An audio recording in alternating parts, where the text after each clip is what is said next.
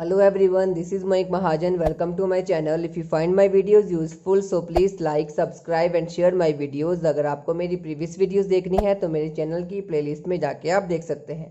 Now forward to next exercise 4.3 question number first. Solve the following equations. So आपको बोला है कि equations को solve करके आपने क्या करना है, जो वेरिएबल्स हमारे पास होते हैं उनकी वैल्यू आपने फाइंड आउट करनी है.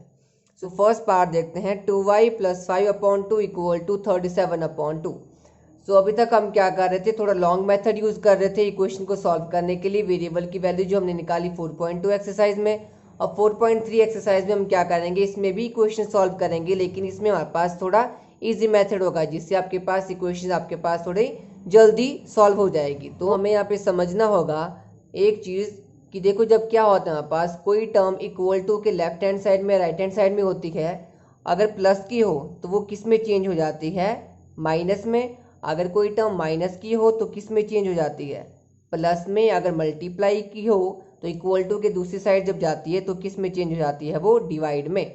एंड डिवाइड वाली किस में चेंज हो जाती है, मल्टीप्लाई में. सो आपको ये चीज़ ध्यान में रखनी है कि प्लस हमेशा माइनस में चेंज होगा, माइनस प्लस में, मल्टीप्लाई डिवाइड में, और डिवाइड मल्टीप्लाई में. कब चेंज होगा, जब इक्वल टू से लेफ्ट या राइट में हम किसी टर्म को शिफ्ट करेंगे. देखो इसको कैसे सॉल्व करेंगे.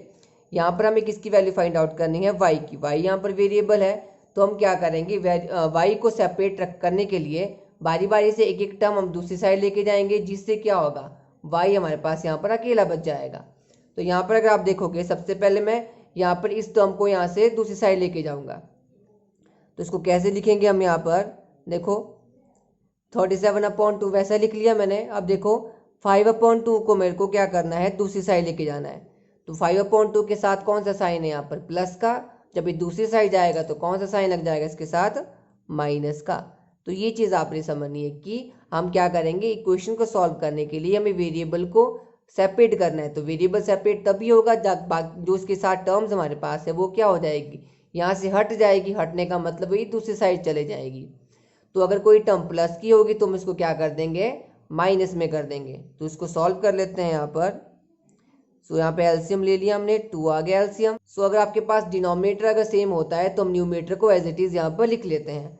तो अब क्या कर देंगे, इसको माइनस कर देंगे. सो माइनस करके हमारे पास बन गया 32/2. सो 2 1 ज़ा 2, 2 16 ज़ार 32. तो हमारे पास क्या बन गया, 2y = 16. अब हमें क्या करना है, इस 2 को यहाँ से हटाना है. तो 2 यहाँ पे y के साथ क्या हो रहा है, मल्टीप्लाई. अगर कोई साइन बीच में ना हो किन्हीं दो टर्म्स के तो उसका मतलब मल्टीप्लाई होता है. तो यहाँ पर कोई साइन नहीं दिख रहा है हमें, तो 2 मल्टीप्लाई हो रहा है. और हमने क्या पढ़ा कि मल्टीप्लाई किस में चेंज होगा, डिवाइड में. सो क्या होगा हमारे पास यहाँ पर, ये 2 यहाँ पर मल्टीप्लाई में था और कहाँ चला जाएगा, अब दूसरी साइड जाके वो डिवाइड में चला जाएगा. सो 2 8 ज़ा 16. तो y की वैल्यू क्या आ गई, 8 आ गई. तो ये मेथड भी हमारे पास यूज़ कर सकते हैं हम इक्वेशन को सॉल्व करने का, और ये इजीएस्ट मेथड है एज कम्पेयर टू जो हमने फर्स्ट मेथड किया. तो सेकंड पार्ट देखते हैं यहाँ पे, बी पार्ट. 5t + 28 = 10. तो यहाँ पर हम क्या करेंगे, सबसे पहले 28 को यहाँ से दूसरी साइड लेके जाएंगे ताकि हमारे पास t की वैल्यू हम फाइंड आउट कर सके. तो सबसे पहले हम क्या करेंगे, यहाँ पर 28 को लेके चले जाएंगे दूसरी साइड. यहाँ पर 28 प्लस का है, दूसरी साइड जाके हो जाएगा माइनस का. तो अब इसको माइनस करेंगे, प्लस माइनस होता है माइनस. तो 28 - 10 कितना हो गया, 18. लेकिन साइन लगता है बड़ी टर्म का, तो दोनों में से 28 बड़ी टर्म है तो उसका साइन माइनस का था, तो हम इसके साथ क्या लगाया, माइनस का साइन. देन अब हमारे को क्या करना है, हमें निकालनी है टी की वैल्यू. 5 यहाँ पर मल्टीप्लाई हो रहा है तो दूसरी साइड जाके 5 क्या हो जाएगा, डिवाइड.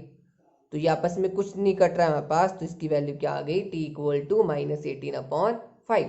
तो इस तरह से हम क्या करेंगे, इक्वेशन सॉल्व करते जाएंगे. थर्ड पार्ट आपके पास है, a/5 + 3 = 2. ठीक है. तो सबसे पहले हमें क्या करना पड़ेगा, 3 को दूसरी साइड लेके जाना पड़ेगा क्योंकि 3 प्लस का है तो दूसरी साइड जाके हो जाएगा माइनस का. सो a/5 एज इट इज़ रहेगा, 2 भी एज इट इज़ रहेगा. जो चीज़ आप दूसरी साइड लेके जा रहे हैं उसका साइन चेंज करना है. आप ऐसा नहीं लिखेंगे 3 - 2, आपने 2 लिख दिया यहाँ पर 3 - 2 लिख दिया, ऐसा नहीं होगा. जो टर्म आप दूसरी साइड लेके जा रहे हैं उसके साथ आपने साइन लगाना है माइनस का. मतलब जो यहाँ पर टर्म होगी वो एज इट इज़ रहेगी, जो यहाँ से आएगी उसका साइन चेंज करना है. तो ये बन गया a/5, 2 - 3 कितना आ गया, -1। अब देखो यहाँ पर a/5 की बात करते हैं। 5 यहाँ पर डिवाइड में है, मतलब ये डिवाइड हो रहा है। और हमने क्या पढ़ा, डिवाइड किस में चेंज होता है, मल्टीप्लाई में। तो मतलब ये चीज़ यहाँ पर डिवाइड हो रही है, तो 5 कहाँ चल जाएगा, मल्टीप्लाई में। तो ये बन जाएगा 5 मल्टीप्लाई -1। सो a की वैल्यू कितनी आ गई, -5। तो ये हमारे पास सी पार्ट कंप्लीट हुआ। तो इस तरह से हम क्या करेंगे, सभी क्वेश्चंस को सॉल्व करते जाएंगे। सो नेक्स्ट पार्ट आपके पास है q/4 + 7 = 5। तो इसको सॉल्व करते हैं। तो सबसे पहले हमें क्या करना पड़ेगा, जो यहाँ पे 7 है उसको हम क्या करेंगे, राइट हैंड साइड लेके जाएंगे ताकि हम q वेरिएबल की वैल्यू फाइंड आउट कर सकें। तो सबसे पहले 7 को वहाँ लेके जाते हैं हमारे पास, तो क्या हो जाएगा, यहाँ पर q/4 है, 5 एज इट इज़ रहा। 7 जब दूसरी साइड चला गया तो वो हो गया -7, क्योंकि यहाँ पे ये +7 था।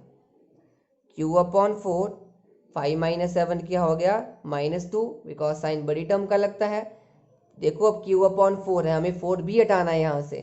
सो 4 यहाँ पर डिवाइड हो रहा है, नीचे हमारे पास है तो डिवाइड हो रहा है, दूसरी साइड जाके हो जाएगा मल्टीप्लाई। सो q की वैल्यू आ जाएगी -2 × 4, और कितनी होगी, -8। सो q की वैल्यू आ गई -8। तो ये डी पार्ट हुआ आपका। देन आपके पास है ई पार्ट, 5/2 x = -10। तो नेक्स्ट पार्ट आपके पास है 5/2 x = -10। तो यहाँ पर सबसे पहले हम क्या करना पड़ेगा, 5 और 2 दोनों को हटाना है यहाँ से। तो सबसे पहले आप देखो यहाँ पर ये जो 2 हमारे पास है, पहले इसको लेके चल जाते हैं दूसरी साइड। ये 2 यहाँ पर डिवाइड में है, दूसरी साइड जाके क्या हो जाएगा, multiply. 5x as it is रहा, तो यहाँ पे बन गया -20। आप देखो 5 यहाँ पर x के साथ मल्टीप्लाई हो रहा है, इस 5 को भी हटाना है यहाँ पर। 5 वहाँ पे चल जाएगा, क्या बन जाएगा, डिवाइड में। तो 4 5s are 20 और x की वैल्यू आ गई -5। तो ये हमारे पास होता है। सिंपली बस आपने दिमाग में ये चीज़ रखनी है कि जो भी इनके साथ डिजिट्स होंगे उनको आपने राइट हैंड साइड में लेके जाना है, और लेफ्ट हैंड साइड में जो आपके पास वेरिएबल है उसको अकेला छोड़ना है। और आपने याद रखना है प्लस को माइनस में, माइनस को प्लस में, मल्टीप्लाई को डिवाइड में, और डिवाइड को मल्टीप्लाई में सिंपली चेंज करना है। देन नेक्स्ट पार्ट आपके पास है एफ पार्ट, 5/2 x = 25/4। सो सबसे पहले हम यहाँ पे 2 को लेके जाएंगे दूसरी साइड। तो 2 यहाँ पर देखो डिवीजन में है, तो दूसरी साइड जाके हो जाएगा मल्टीप्लाई में। तो ये टर्म तो एज इट इज़ रहेगी, और 2 चला जाएगा मल्टीप्लाई में। तो 2 1s are 2, 2 2s are 4, ये बन गया 5x = 25/2। अब 5 यहाँ पर क्या हो रहा है, मल्टीप्लाई, दूसरी साइड जाके हो जाएगा डिवाइड। सो ये टर्म एज इट इज़ रही, 5 जाएगा डिवाइड में। तो यहाँ पर जब डिवाइड में आएगा तो ये कहाँ, इसके साथ मल्टीप्लाई होगा, बिकॉज 5 जब इसके साथ आएगा तो 25 तो लिख नहीं सकते हैं। तो 5 जाएगा डिनोमिनेटर में, और इसके साथ ये मल्टीप्लाई हो जाएगा, है ना, मल्टीप्लाई हो रहा है, जाके यहाँ पे डिवाइड में चला गया ये। तो 5 1s are 5, 5 5s are 25। तो आंसर आ गया 5/2।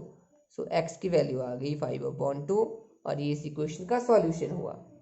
देन आपके पास है नेक्स्ट पार्ट, 7m + 19/2 = 13। तो सबसे पहले हम क्या करेंगे, 19/2 को हम क्या करेंगे, राइट हैंड साइड में ले जाएंगे। तो 7m = 13 - 19/2, और यहाँ पे हमें लेना पड़ेगा एलसीएम 1 और 2 का। सो नेक्स्ट में देखते हैं। सो हमने क्या लिखा अभी, 7m हमारे पास क्या है, 7m = आ गया 13 - 19/2। अब यहाँ पे मैंने डिनोमिनेटर में लिख लिया इसके 1। सो 1 और 2 का एलसीएम आ जाएगा हमारे पास 2। देन इनका क्रॉस मल्टीप्लाई कर लेंगे, 13 2 का कितना हो जाएगा 26, 19 1 जा 19। तो हम इसको माइनस कर रहे हैं, जैसे आपने माइनस पढ़ा हुआ है वैसे ही माइनस हम कर रहे हैं फ्रैक्शन वाले नंबर्स को। देन 26 - 19 हमारे पास कितना हो गया 7/2। ठीक है, माइनस हम कैसे करते हैं फ्रैक्शन वाले नंबर्स को, 2 1s are 2 मैंने लिख दिया। देन यहाँ पर मैंने क्या कर दिया, cross multiply, 13 2s are 26, 19 1s are 19। ठीक है, और यहाँ पे ये बन गया। देन मेरे को अब क्या करना है, यहाँ पर 7 भी हटाना है। तो 7 यहाँ मल्टीप्लाई हो रहा है, वहाँ जाके हो जाएगा डिवाइड। तो ये बन जाएगा 7/2, और डिवाइड में आ गया 7। 7 से 7 कैंसिल हो गया और m की वैल्यू आ गई 1/2। ठीक है। सो नेक्स्ट पार्ट आपके पास है h पार्ट 6z + 10 = -2। तो यहाँ पर पहले तो 10 को उठाना पड़ेगा।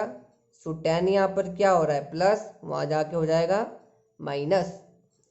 तो माइनस जब किया माइनस माइनस हो गया प्लस, सो बन गया 12, साइन लग गया बड़ी टर्म का। देन 6 को यहाँ से हटाना है तो 6 चला जाएगा डिवाइड में, क्योंकि यहाँ मल्टीप्लाई हो रहा है। 6 2 ज़ा 12, देन z की वैल्यू आ गई -2। ठीक है। नेक्स्ट पार्ट आपके पास है i पार्ट 3t/2 = 2/3।